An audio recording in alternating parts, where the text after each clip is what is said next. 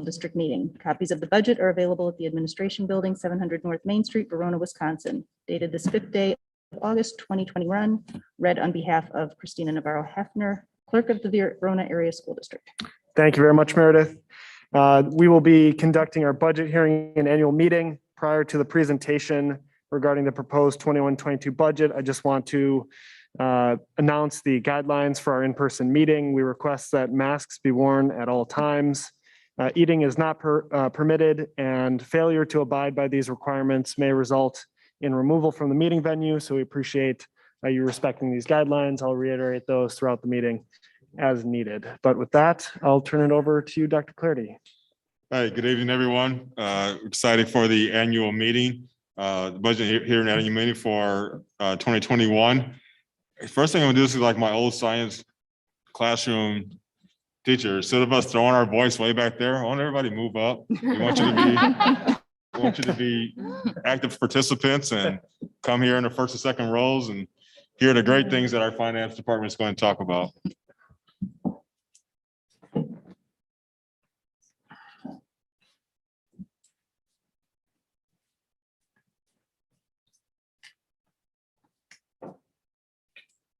All right, with that, we're excited to have our finance team to come and present the budget for our approval this today. And Chad, I'm gonna turn it over to you. Thank you, Dr. Clarity. There's something about being microphone free. The idea of a budget hearing in an annual meeting is decades old, and I'm sure at some point this meeting was likely held in the Verona Area School District without a microphone. So happy to be here. I'll do my best to project until we get our technical issues taken care of. Do have Pete Grinder, our Director of Finance, with us tonight. You'll get a chance to hear from him on a few of these slides. So did want to start out again with reading our equity statement, and I do believe that the decisions that school board has made, along with some guidance from and feedback and back and forth with Verona Area School District staff, does ring true in terms of this statement. Again, each student has access to the resources and the educational rigor they need at the right moment in their education, regardless of race, gender, ethnicity, ability, language, family background, or family income. So again, welcome to the budget hearing and the annual meeting. Did want to call the boards and the audience's attention to our 5 pillars, and certainly this budget has been vetted and changed and adopted over the last year. I kind of grabbed the baton here in the late spring, thanks to many district staff who got it to this place. You know, call out pillar 4 and pillar 5, where we want to support and empower staff. There is a staff raise built into this budget, some new staff, including some new support staff built into this budget, and certainly this idea of equitable allocation of resources to make sure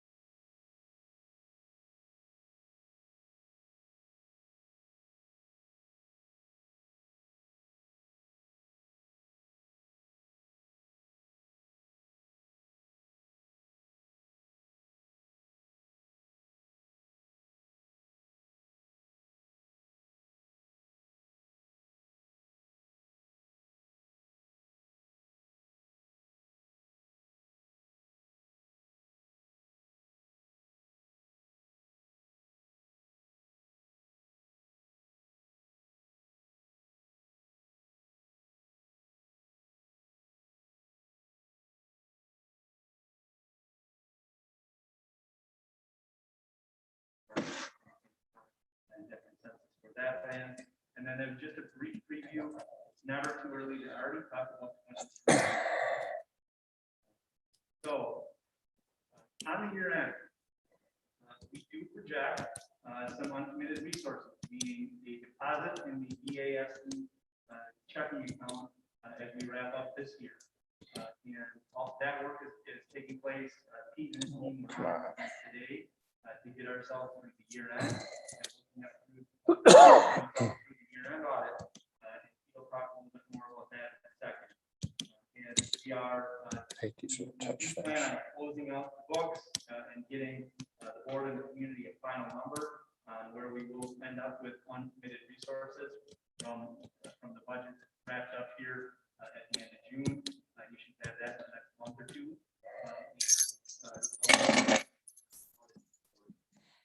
We had a little bit more detail on update relative to As Chad said, we are currently in the audit process.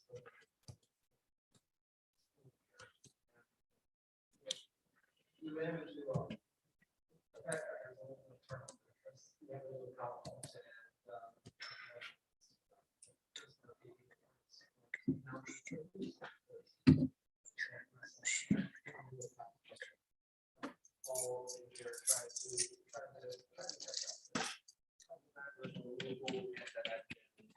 then we're a little bit further behind than where we wanted to be. But even with these concerns, we're still on track to meet all of our deadlines. So there's some stuff that I have to get into DPI in the next couple of weeks. We are going to make that.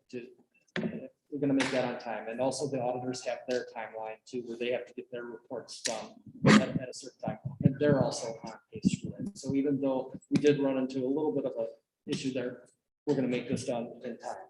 Now, so in the future years at our annual meetings, what I'm planning to do in the audit process is I'm going to roll out a quicker timeline, meaning we're going to have the auditors come out to do some field work in June. That's what they typically would do, but this year, since we didn't really have the staff, we weren't able to get that preliminary field work, they call it. I'm also going to have the auditors come out a bit earlier during the summer next year too, so we're going to be able to move things along a little bit quicker. So then, therefore, with those two things, we're going to be able to provide a better unaudited results. So next year, at next year's annual meeting, you're going to see how we're doing a little bit better than what we were able to show this year.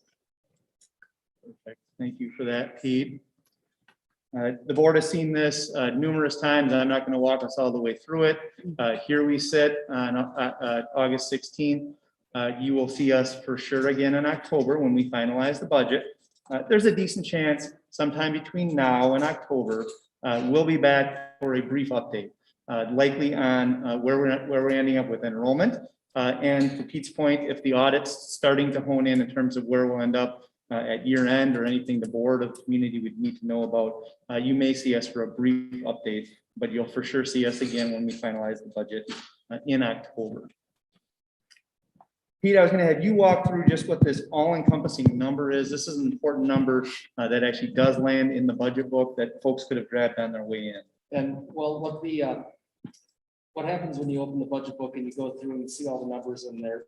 That's kind of a summary of all of the departments and funds that we have. Well, the slide that you see up there, this is kind of a summary of that summary. So this wraps everything up. So the top line there shows the gross total expenditure. So that's for all the funds, for all the functions, which are thank you. Okay, so the top line is for all the funds and all the functions.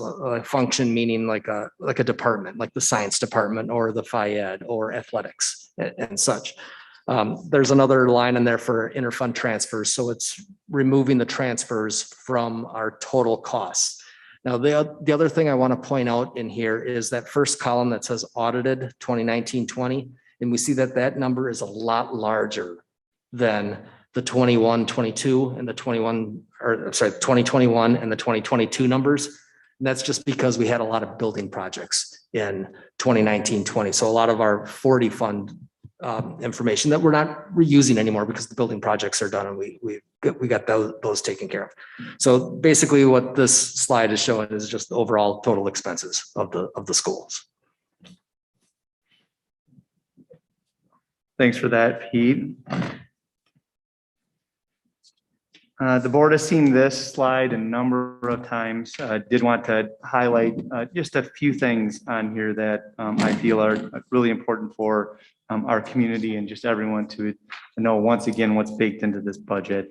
That second bullet that we continue to use our strategic framework and in particular pillars 4 and 5 as a filter as we built this budget out. That this has been a year-long process grounded in the equity framework and the equity resource rubric. Again, we have wage and staff increases already voted on by the school board.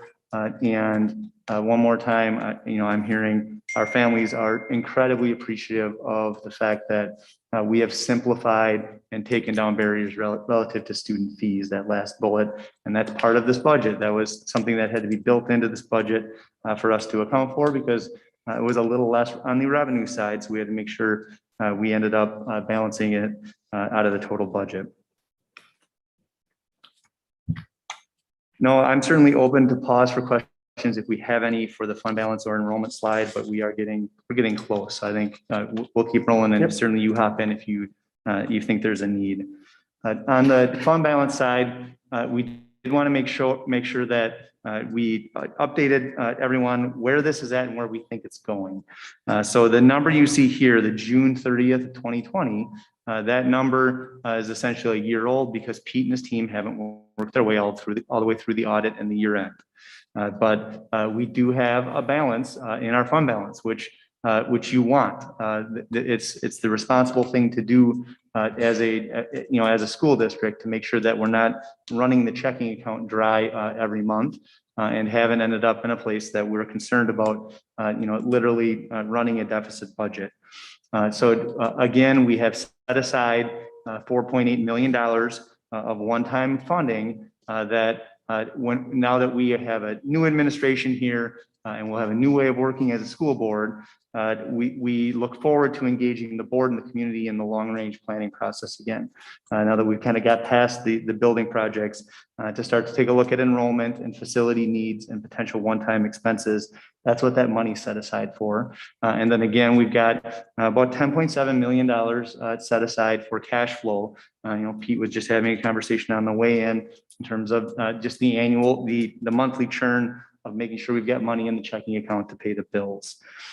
Pete, we were going to have you talk through just a little bit on short-term borrowing that's ahead for the board and maybe just another couple updates on fund balance. All right. Thank you, Chad. Yeah, so if we're going to talk about the cash flow and short-term borrowing, expenses are usually they flow through pretty consistently through the year. The majority of our expenses has to do with salary, and there's a set schedule for that. Now, as these expenses are going out, we're going to need a funding source for those, and there's basically three ways to fund this. Well, it's either going to be a revenue that we're going to get, like a tax levy or equalization aid from the state or ESSER funds or something like that. There's the money that we currently have in our checking account. Sometimes it's called fund balance. It's not exactly the same thing, but it's pretty close to that. And finally, there's the short-term borrowing. So I'm going to give a quick example of it. Like today, we're going to be talking about a tax levy. And in October, the final tax levy will be set and the municipalities will send out the tax bills in December. And then we'll start receiving tax revenues in January. Now, the majority of the money that school district or that the Verona area school district receives is from the tax levy. And as we get that money in January, we were already paying our bills throughout the year. So we weren't able to use that first example where we were talking about going through the revenues. We're having to go through either our checking account or short-term borrowing. So as the year's going on and we're taking money from our checking account, eventually that money starts going down. And if we're not getting that offsetting revenue, i.e. the tax levy or equalization aid from the state, then we are going to going to need to short-term borrow. Otherwise, we won't be able to meet our needs. So typically the low point of the year for cash is in January when we finally get our first tax levy payment. Now, a couple other things, since we're talking about fund balance. One of the things I want to point out is that your credit rating, the credit rating will improve with the higher fund balance. So one thing that we do have here is we do have a pretty healthy fund balance. So there's the policy we have of, around the 15%, and we're right around there. One thing I've also done is I've looked at all of the comparison districts in Dane County. I looked at the comparison districts in Dane County and saw where we are sitting for that. And we are right smack in the middle of the rankings. If I look at the 11 largest districts in Dane County, we're ranked 6th. So 5 or greater, 5 or less. So we're right in the middle of where we need to be. It looks like the average percent is somewhere around about 20-ish% for that. So that should about cover it then, Chad. Perfect. Thank you, Pete.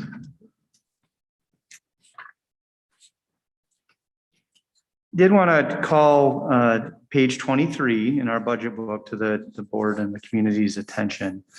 So this is not what this slide should look like next year. And I know all of us are certainly at the very least hoping to return to some sense of normalcy throughout this school year and have an idea of where we will sit as far as student enrollment goes.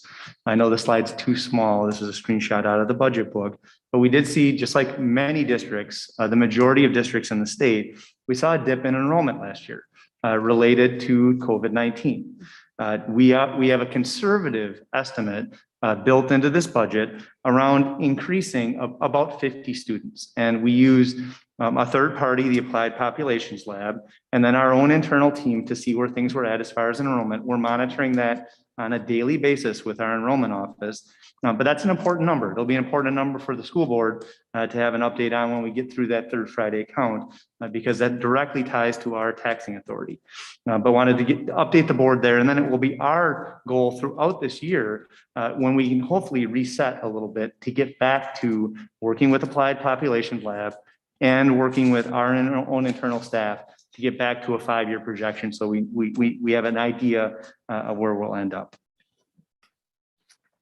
Again, the board has seen this slide ad nauseum, but did want to call out the fact that historically the Verona Area School District School Board has had a goal pre-referendum of a flat tax levy of about $12.77.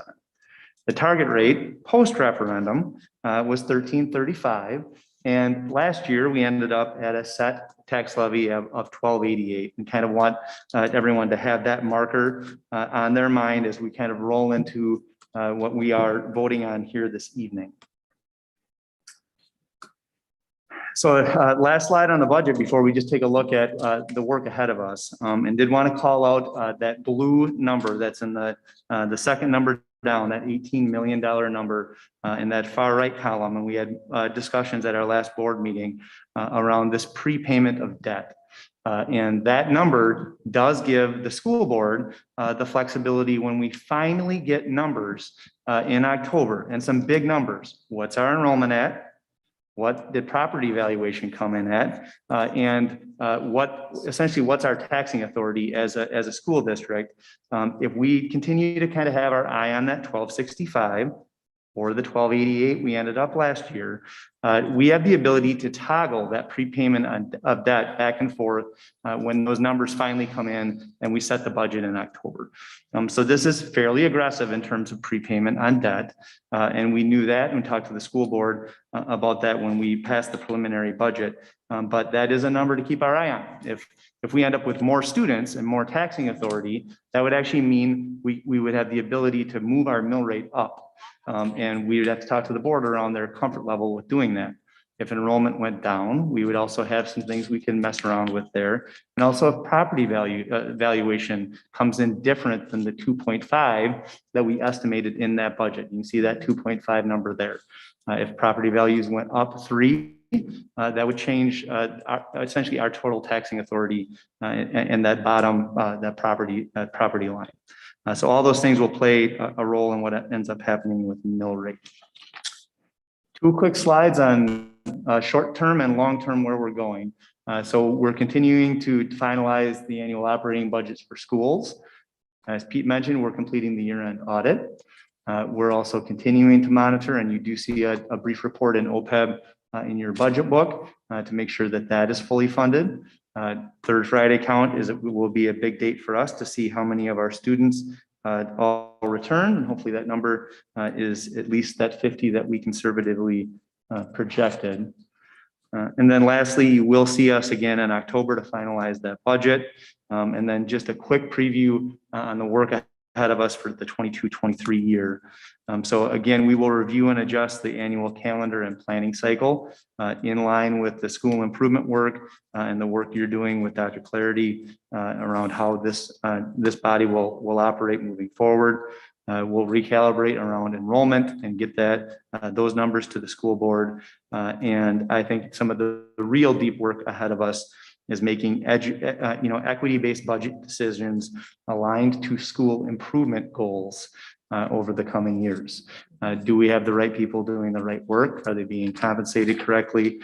And all those discussions will happen at the board level and certainly at the school level as we align. Here's how we want to move students. Here's what the adults need to be doing to move those students. And do we have the resources in the right spot to do that work? With that being said, we are here to answer any questions that folks may have.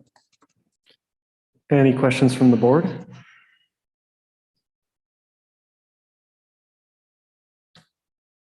No questions. Thank you both very much. Thank you. Appreciate it. No questions is a good sign. Dr. Clarity, I think you're going to keep us up here, right? Okay. Stay right there. All right. Again, good evening, everyone. First, thank you, Chad and Pete, for a very dynamic presentation and clear presentation. You know, it is always our goal to be fiscally responsible and stewards of taxpayers' money and to understand not just what we're paying, but why we're paying taxes in support of our children and our families. So thank you for making that clear. As I begin the next part of the meeting, which is the annual meeting, I think I want to go ahead and be very transparent. And Chad, you alluded to this in the presentation of moving forward. I just want to recognize that there is a key component that's missing, and that is the metrics of how did we perform as a district. We are in the midst of designing systems that allow for that, not just transparency of academic and social emotional performance, but how do we demonstrate that performance to our community so they understand what our tax dollars are providing and in terms of student outcomes. You know, there are many things that a leadership team and a superintendent are asked to do. My number one thing that I'm responsible for is student outcomes and making sure that our organization functions in a way that supports strong student outcomes for each and every child that we serve. And so I think in the area of transparency, that is a slight missing component right now, but a very brief missing component, as we know that has to happen, and we will build the correct systems to make sure that is transparent moving forward. So with that said, Rihanna in the back, if you can click under the graduation slide for me, you'll see a link, hopefully, on your end.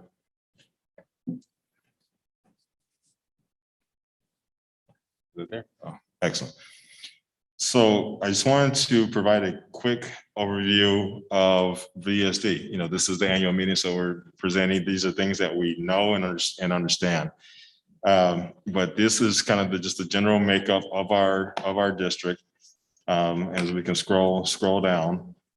Again, in the area of transparency, this district report card coming off of a COVID-19 year or pandemic year are from previous data points. And so they are not our current data sets, but they are where the district has been, and it gives an indication of where we need to go.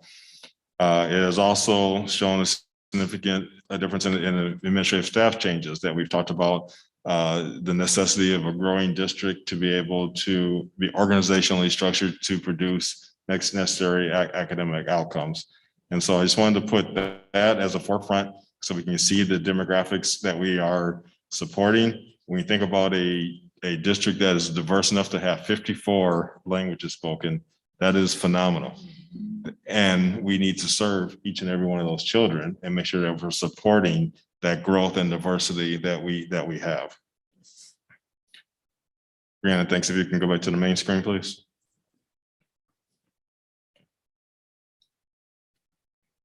So in collaboration with this, there's a statement from our treasurer that. Yeah, I want to make sure we follow our proceedings accordingly. Yeah. Noah, do we technically, to make sure we get this correct, do we technically, and Dr. Clarity did a great job setting this up, do we need to adjourn the budget hearing and call the annual meeting to order? Did that happen? No. So if we close the budget meeting, then we need to No, the vote will happen at the At the annual end. meeting. all right. So I'm just making sure we're following this correctly. Noah, is that your Procedurally, understanding? I'm happy to move us into the annual meeting if. I think that's where Dr. Clarity is headed. Correct. Okay, So then I will ask for a motion to adjourn the budget hearing. Is there a second? A second. There's been a motion and a second from Meredith and from Nicole. All those in favor, please signify by aye. Aye. All those opposed? We are adjourned and I will call the annual meeting to order. Christina, if you could please read the official notice of the annual meeting. Notice is hereby given to the qualified electors of the Verona Area School District, Dane County, that the annual meeting for the transaction of business of said district is being held at the Badger Ridge Middle School, 300 Richard Street here in Verona on this 16th day of August, 2021, and it is immediately following our budget hearing.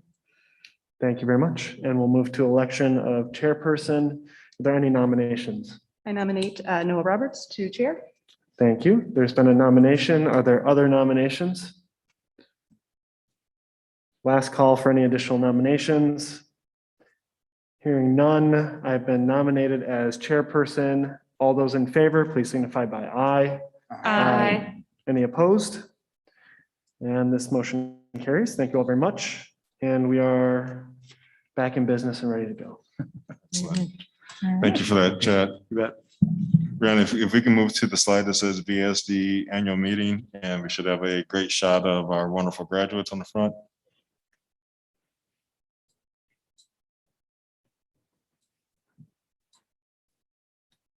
All right. You ready for me? All right. So I call them my dream team because they really are amazing. So really quick, just the financial report for our district. The financial statement and single audit of the district are currently in process for the fiscal year ending June 30th, 2021, and are being completed by CLA. They are expected to be completed by all regulatory deadlines, which includes assurance of the final reports on or before December 1st of 2021. Just repeating a few things that we wanted to highlight that Chad and Pete have already mentioned. 2020, 2021 year in, our operating revenues are expected to exceed expenditures, and the final unaudited results will be available in September or October. 2021-2022 budget, preliminary budget includes estimates based on current law, baseline assumptions, and board actions to date. Decisions made relative to the 2021-2022 budget were made using the strategic plan pillars as a filter for decisions related to operations, changes in state laws, and/or changes in federal and state aid. The tax levy that was presented before and being presented again at the annual meeting previously to 2021, the goal has been to maintain a flat levy rate of 12.77. The target rate for 2021, so 2020-2021 was 13.35, including operational referendum. The final certified tax rate was 12.88. All funds tax levy was 65,724,748. The projected mill rate is 12.65, and all of those things are pending actions that will impact the tax levy and the rate. So our enrollment, as mentioned, further updated assumptions, state budget revenue limits and or state aid calculations, federal aid to offset impacts of COVID-19, evaluated values certified at the end of September, and then our retiring debt. So how much debt we can pay off this year. For fund balance, our board policy is that we strive to build and maintain a general fund balance equivalent to at least 10%.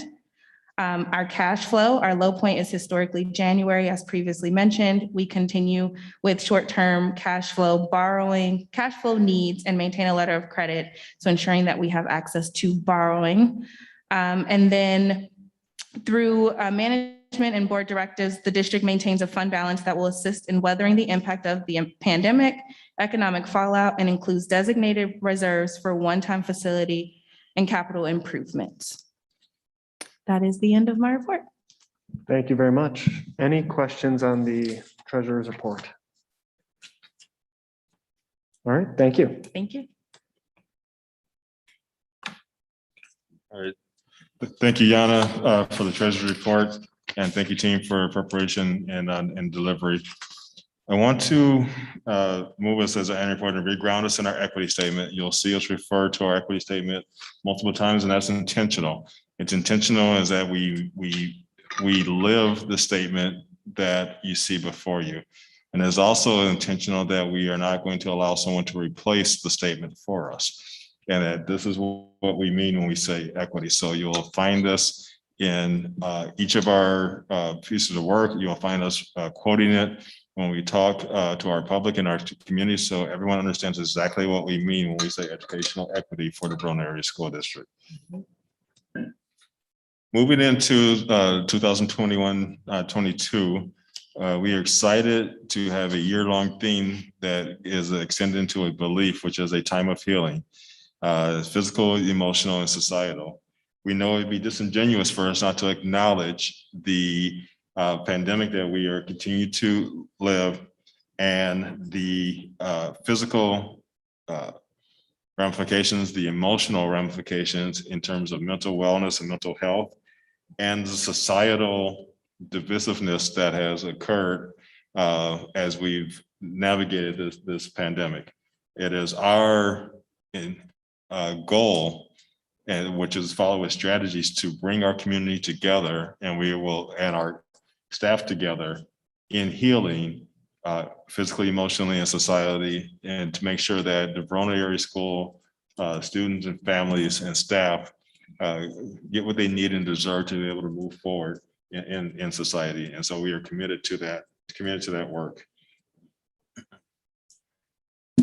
Dr. Clarity, we need you to click, Oh, sorry. click a couple ahead. Thanks. Remember when I asked you why you couldn't leave? I'm here for you. All right. As we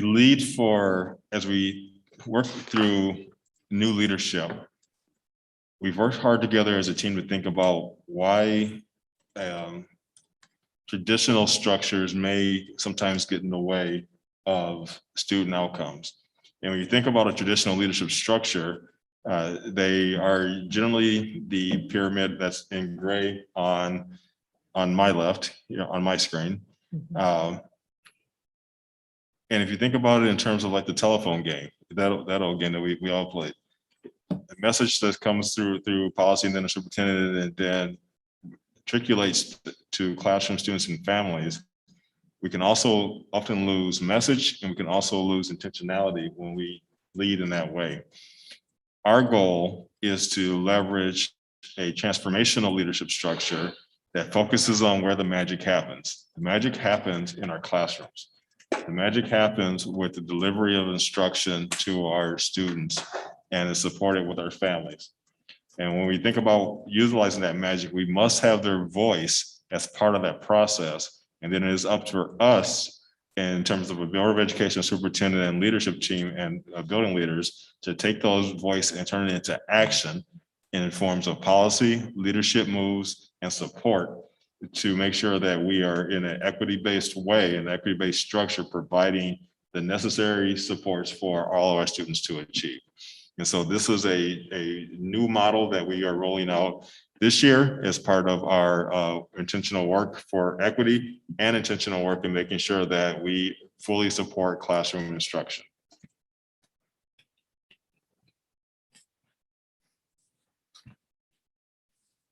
So we can't have a statement or a goal without a strategy, right? Our goal for this year, one of two, is continuous improvement and continuous improvement planning. Now, obviously, I'm not a billionaire to create a continuous improvement. It's not the way this works. But continuous improvement planning in an effective state will look like in Verona Area School District, very thoughtfully plan out goals supported by strategies with clear metrics for student outcomes that will be reported to our families and to our community. And that, in essence, is what our community will hold us accountable to, in understanding that there is a clear expectation that we improve on a daily basis our student outcomes. This is not to say that we have not done great work. Verona Area School District is a phenomenal district. And anytime there's phenomenal, we can always take a next step to get better. And that is the expectation to continue to get better every day, because our students deserve that. And that is an expectation here. The model you see in front of you allows for this to come to life. And you heard me talk about it a little bit at the end of the finance presentation around the analysis of data. We have to be very transparent on how we're performing as a district. And when we're looking at data, we need to very intentionally look at outcomes across all of our demographics to make sure that every single student, regardless of race, socioeconomic status, ability levels, are able to access the excellence that Verona Area School District has and offers. And when we're doing that, we are understanding that focusing on a group of students to make sure that everyone equitably receives proper education makes us the excellent organization that we are striving to become. It doesn't pull away from one population, it supports the growth of all of our students. And so I look forward to working with this team that's in front of you, but especially our dynamic staff. Our dynamic staff that is seeking and urging, that wants to support students in the appropriate way. And we will continue to set up professional learning and professional support to make sure that that classroom experience is the excellence that all of our students expect. Our second strategy will be school-based leadership teams. We talk about leveraging staff and student family voice. We have to have teams that will support that work and support the building leadership in professional development, professional learning, and making sure that we are executing tremendous amounts of or high level instruction within our classrooms. And so it's not just a team for the sake of having a team. It's a team for actually utilizing that voice in support of our students. 2 slides. Dang it.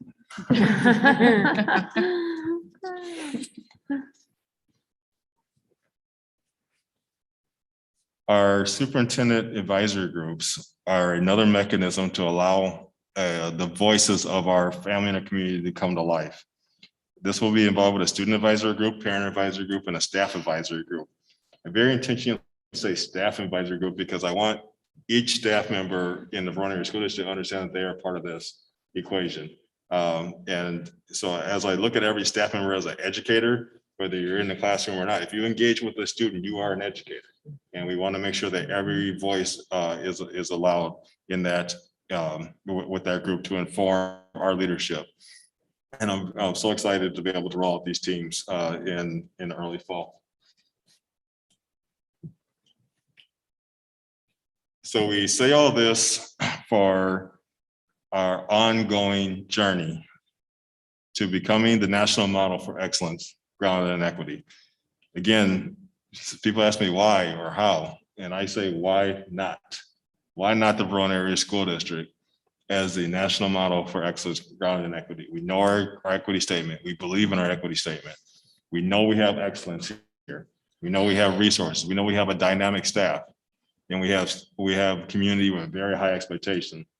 To me, that's all the ingredients you need for excellence, and it's our opportunity and it's our honor to be able to roll out this model for excellence, grounded in equity for all of our students to take advantage of, because they are going to enter and successfully enter the most diverse global society in history. And it is our honor to be able to serve as these students to make sure that they navigate the society and reach the successes that they deserve. So excited to be here, excited for our journey. And with that, I'm going to say thank you. I'm gonna move the slide so I don't get yelled at by Mr. Weezy. And ask for resolutions. Question before we proceed? Sure. Any questions from the board?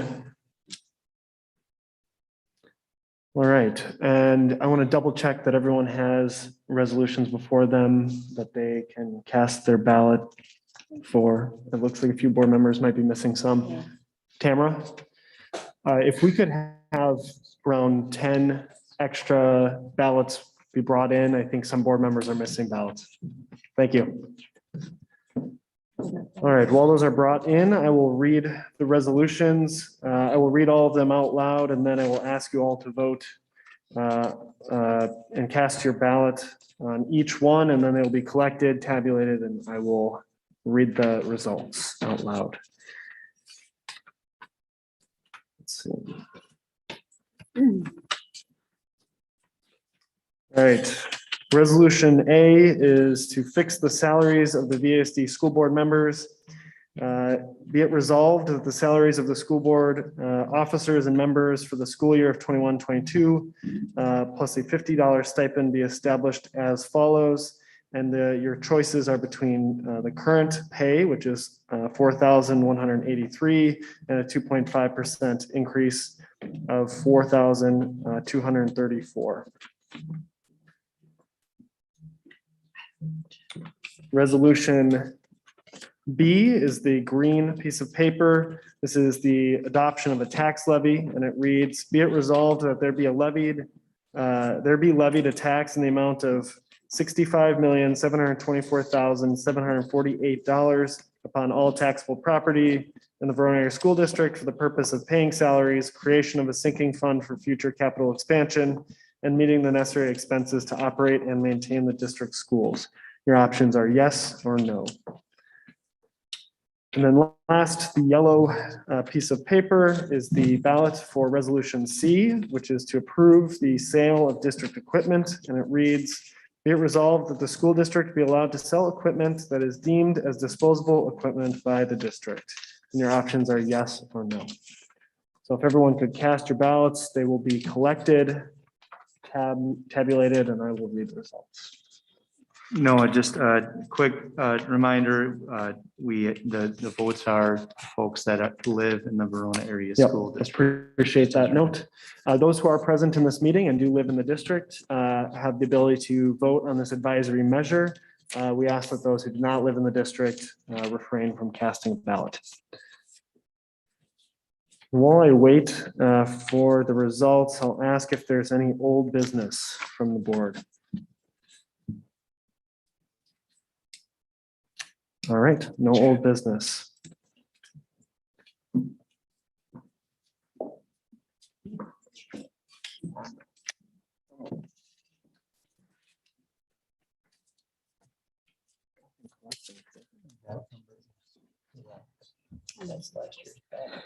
Oh, is it? So the number here is 1.23 increase. So the numbers, but just. Got it. So just a correction on the ballot related to the salaries of school board members, the actual increase is 1.23. 1.23%, not 2.5%.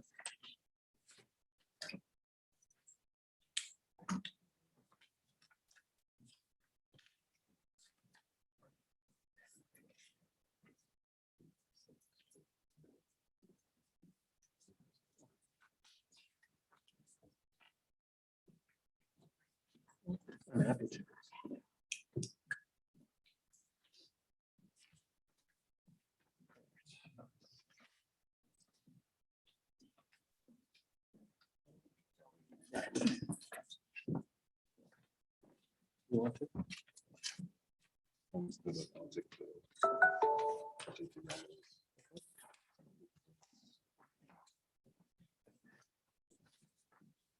We'll take.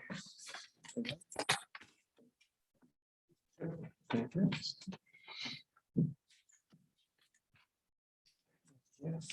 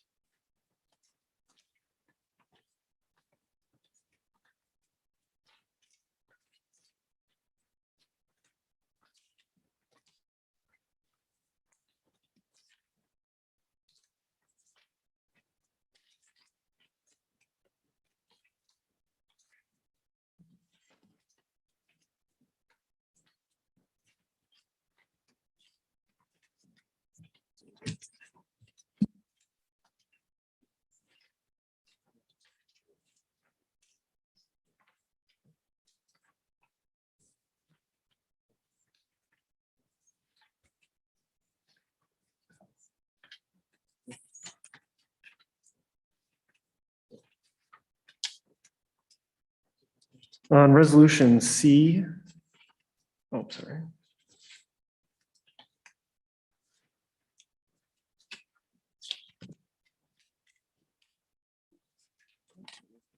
Perfect. On resolution B, the adoption of the tax levy, the vote is 13-0, 13 yeses, no zeros, or zero no's. Thank you all for your patience. Great. And then on resolution C, the approval of the sale of district equipment, 12 yes and 0 no. And on the salaries of school board members, 3 for current and 9 for the 1.23 increase. So we have our results. With that, I will ask for a motion to adjourn. That concludes the business of our annual meeting. So moved. Second. It's a motion from Meredith and a second from Yana. All those in favor, please signify by aye. Any opposed? And we are adjourned. We will be in recess until 6 p.m. when we will start a regular